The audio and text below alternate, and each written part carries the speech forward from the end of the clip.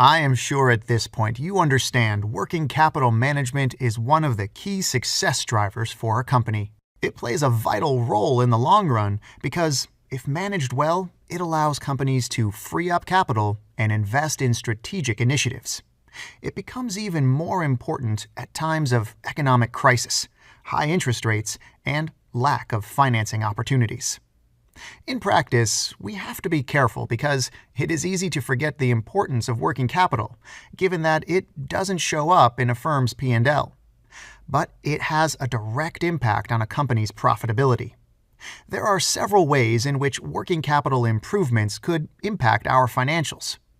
Working capital optimizations result in enhanced customer service and higher client satisfaction, resulting in improved client loyalty.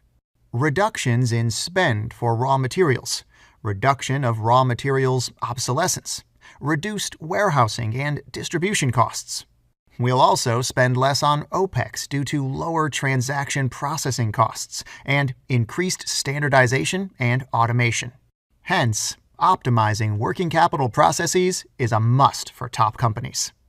A study conducted in 2015 showed that there's a huge opportunity for working capital improvement among the top 1,000 US and top 1,000 EU companies. The study found out that the top performing companies used half of the working capital used by the rest of the firms. So, obviously, there is a lot that can be done to improve the situation in most firms, even among top companies. Our goal in this lesson would be to offer you a holistic roadmap, which can be used every time when you have to approach the topic of working capital optimization. First off, when we have to deal with an issue like this, a careful assessment of the firm's current working capital position is highly recommended. We have to ask questions like, are there consistent late payers? Are there inventory components that are not necessary in our warehouse? Which is the main reason why we pay some suppliers so early? And a lot more.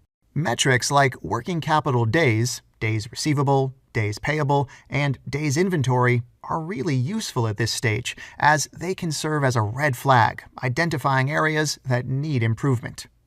Once we have assessed the situation, we can proceed by developing management reports and dashboards to track and monitor the development of several KPIs across the company. This will give us even more information on what needs to be done.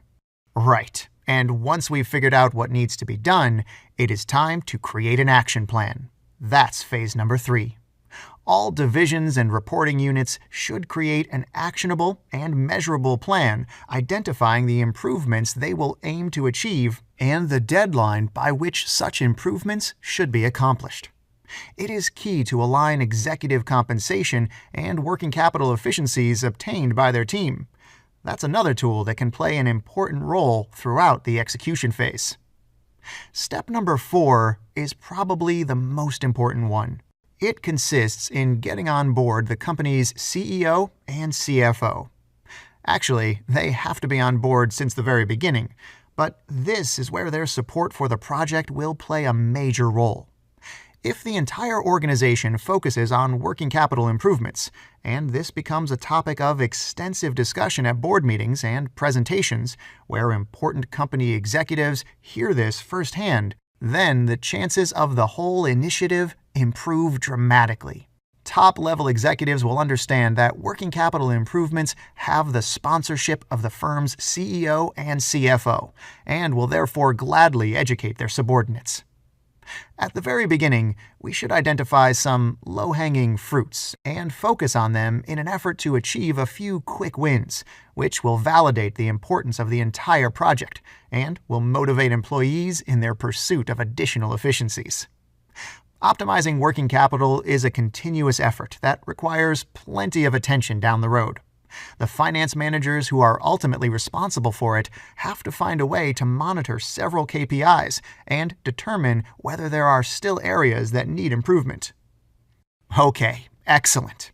At the end of this lesson, we can reiterate one very important message. Whenever a company undertakes a large project for working capital improvements, The most important variable determining whether the project will be successful or not is the sponsorship by the firm's top management team, CEO, CFO, and vice presidents.